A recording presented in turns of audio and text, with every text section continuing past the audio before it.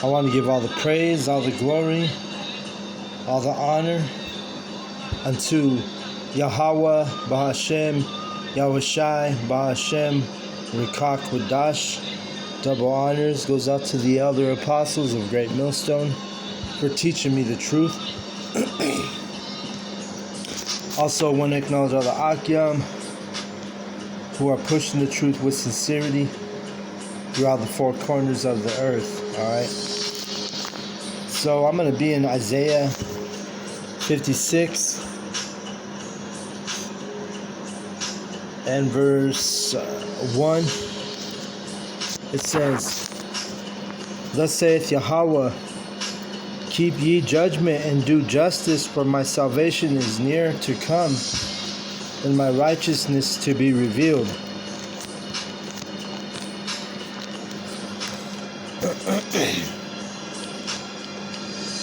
Blessed is the man that doeth this, and the Son of Man that layeth hold on it, and keepeth the Sabbath from polluting it, and keepeth his hand from doing any evil. So that's what we're doing, right? We're coming into remembrance. We're remembering the statutes, laws, and commandments of Yahweh Bashem Yahushai. And we know that salvation is near, and righteousness is being revealed through the Lord's prophets. Alright? Verse 3. "Neither let the son of the stranger that hath joined himself to Yahweh speak, saying, Yahweh hath utterly separated me from his people. Neither let the eunuch say, Behold, I am a dry tree." Alright? And this stranger is dealing with the stranger of Israel. Because you have our people in a Gentile state of mind. So the word Gentile, it actually means stranger. Okay? So when our people are not following the true power of Yahweh Bahashem Yahushai, they become strangers. Literally, our people are strangers because they don't know Yahweh Bahashem Yahushai. They've been taught lies. So they become strangers, just like in the time of the Greeks, there was a thing called Hellenization. Our people, whenever they got Hellenized, they became strangers. When they fell out this truth, they became strangers, Gentiles. Alright? I've been in Maccabees a little bit this week, and Maccabees is an account showing you that our people were mingling with the heathen, forgetting the laws and statutes of Yahweh Bashem Yahushai, and in turn becoming strangers. Alright, so this is what the stranger is that we're reading about right here. It's not the stranger of the other nations. Verse 4. "For thus saith Yahweh unto the eunuchs that keep my Sabbaths, and choose the things that please me, and take hold of my covenant. Even unto them will I give in mine house, and within my walls, a place and a name better than of sons and of daughters. I will give them an everlasting name, thou shalt not be cut off." And a eunuch is a man who doesn't have sex, or it's like someone who's been castrated. If you look up that word eunuch, let me read it. Yeah, a man who has been castrated, especially in the past, one employed to guard the woman's living areas in an Asian court. Or an ineffectual person.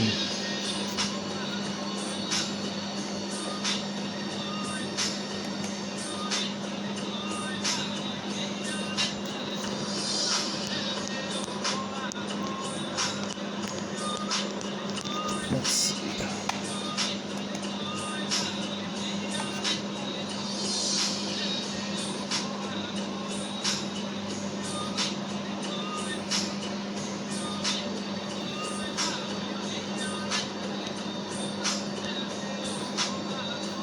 So let me read this one. It says, is a eunuch still a man?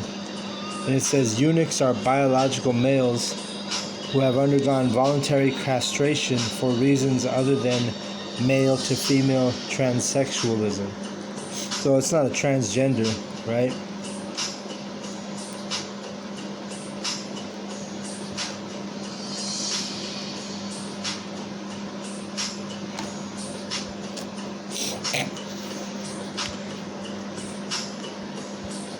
Let me keep reading.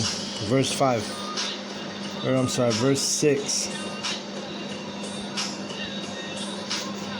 Also the sons of the stranger that joined themselves to Yahweh to serve him and to love the name of Yahweh, to be his servants, everyone that keepeth the Sabbath from polluting it and taketh hold of my covenant.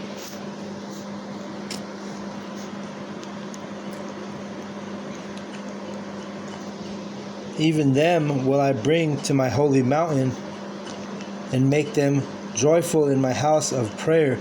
And that holy mountain is the government, right? Because we're going to have the governing body, which will, in the kingdom, it's going to be the governing body will be the 144,000 prophets. Those are going to be your kings and your princes. And that's that holy mountain. It says, and make them joyful in my house of prayer. Their burnt offerings and their sacrifices shall be accepted upon mine altar. For my house shall be called an house of prayer for all people. It says for all people, but don't get it twisted. It's not talking about the heathen. Because it tells you right here, the next verse, who it's talking about. Yahweh the Most High, which gathereth the outcasts of Israel, saith, yet will I gather others to him beside those that are gathered unto him. See that?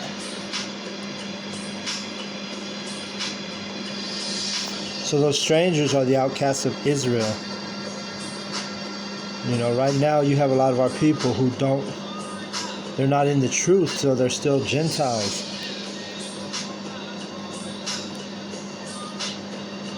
They're still strangers. They're the outcasts of Israel. Verse 9.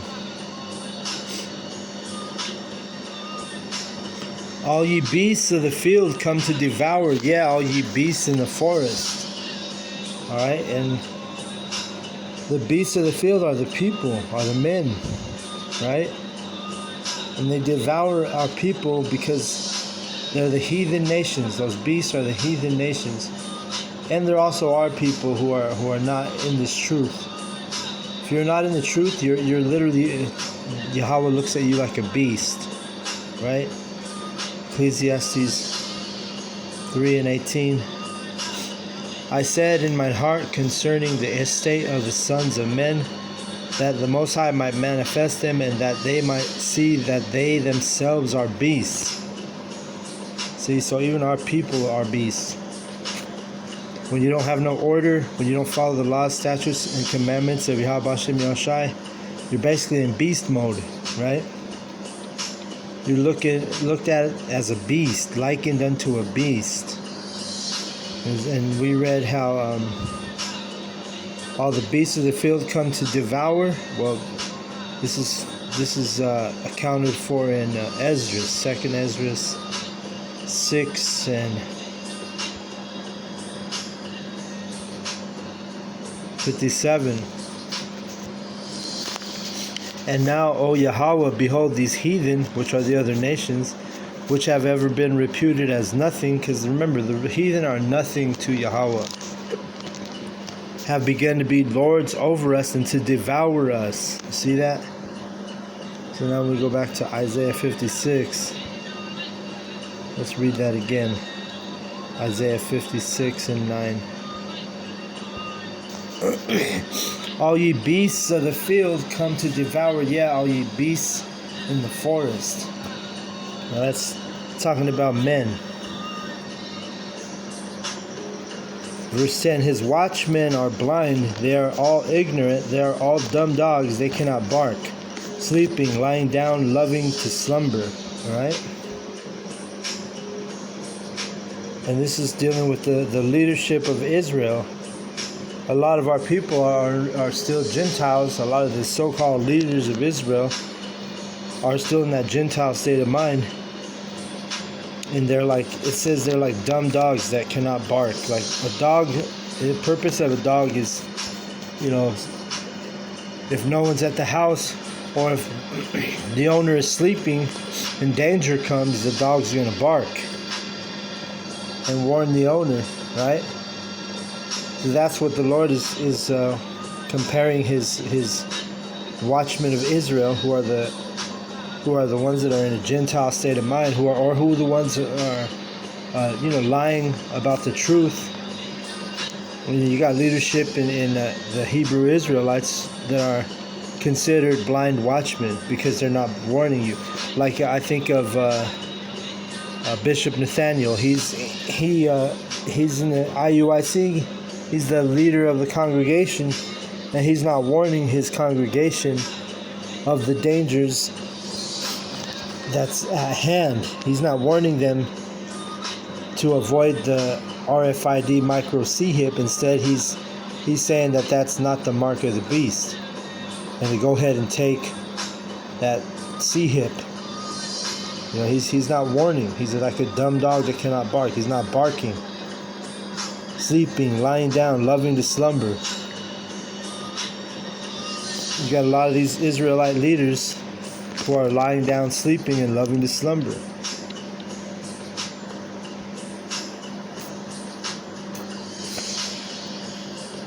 But you also have the true watchmen who are telling you, hey, this is what you got to avoid. You're not supposed to take that RFID C-hip.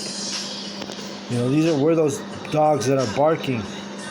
We're those watchmen that are actually being watchmen, and we're not slumbering. We're tying in the current events to the biblical prophecies. And we're able to tie it in and explain to you and show you, and we're able to consider the danger. This is why we consider the future, right? Let me see if I can get a verse.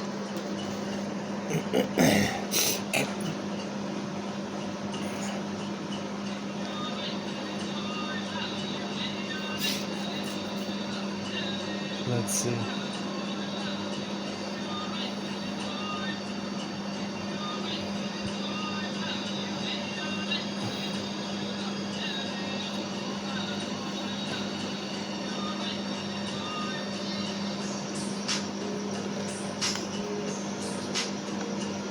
Let me get Proverbs 22 and 3.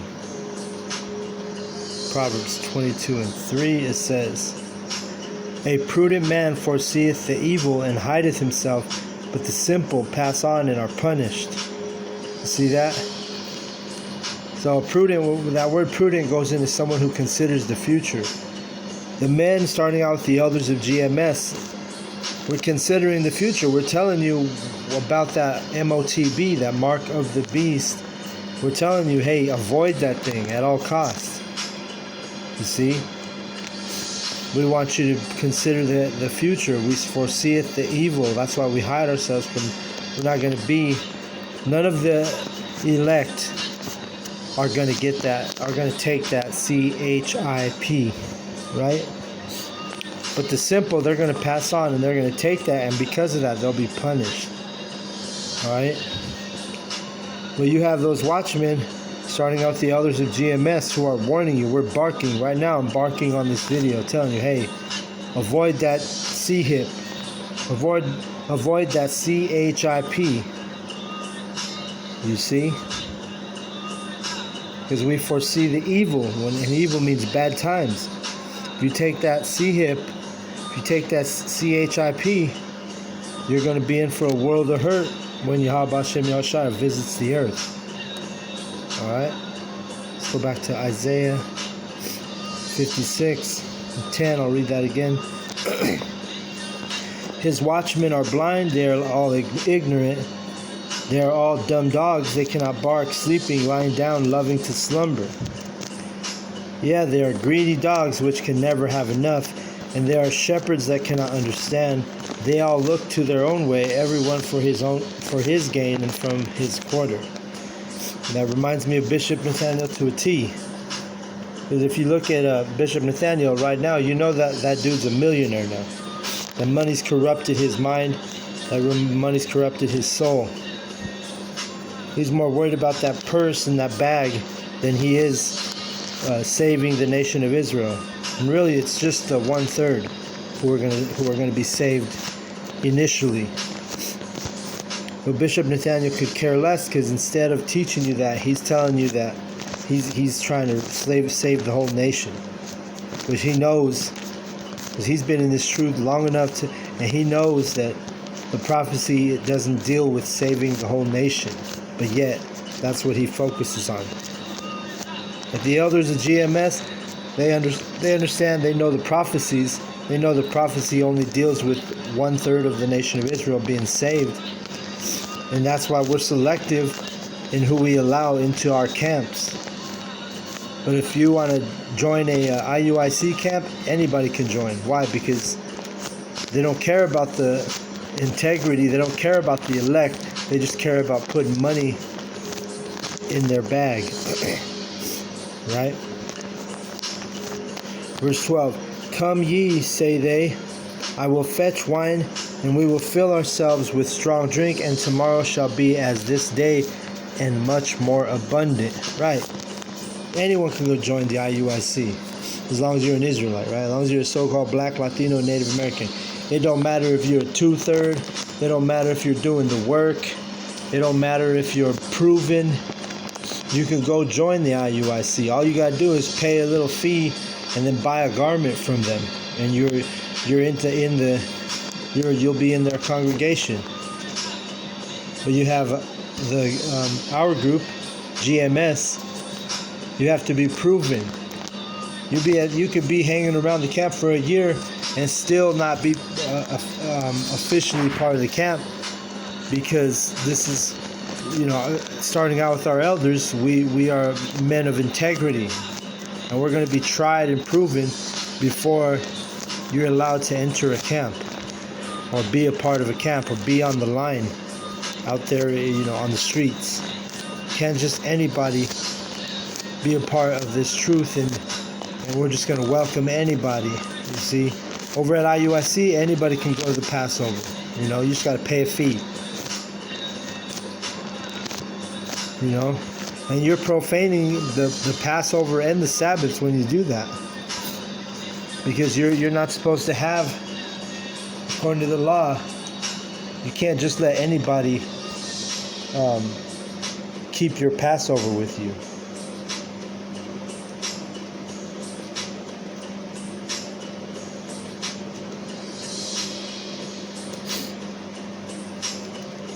See if I can find it.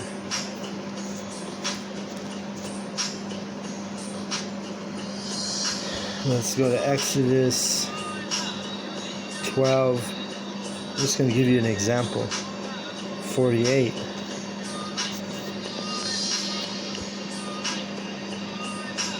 It says, this is an example, right?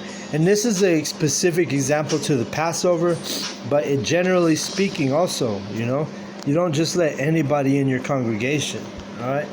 Because if you did that without proving people, without proving a man, then who knows what you're allowing to enter into the tabernacle, into the church, into the congregation.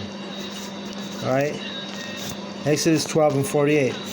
And when a stranger shall sojourn with thee, and will keep the Passover to Yahweh, let all his males be circumcised, and let him come near and keep it, and he shall be as one that is born in of the land, for no uncircumcised person shall eat thereof. And this is spiritual, all right? Because when you're circumcised, that means you're circumcised to the law. You understand the law, statutes, and commandments. You understand what you're keeping, right? Verse 49. One law shall be to him that is homeborn, and unto the stranger that sojourneth among you. Wait, let's see.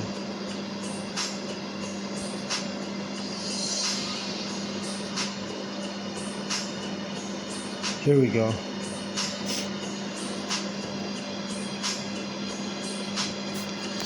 Okay, Exodus 12:43. And Yahweh said unto Moses and Aaron, This is the ordinance of the Passover. There shall no stranger eat thereof. So just because someone's an Israelite, it doesn't mean you just let them enter and let them enter in your home and they can keep the Passover with you. No, they gotta be proven. They gotta be circumcised spiritually, right? You don't just let a stranger eat thereof. But that was the point, all right? But, like I say, Bishop Nate and the gang over there at IUIC, they'll let you hang out with them, keep the Passover with them. They'll let you, they don't care who it is, as long as you pay the fee, right?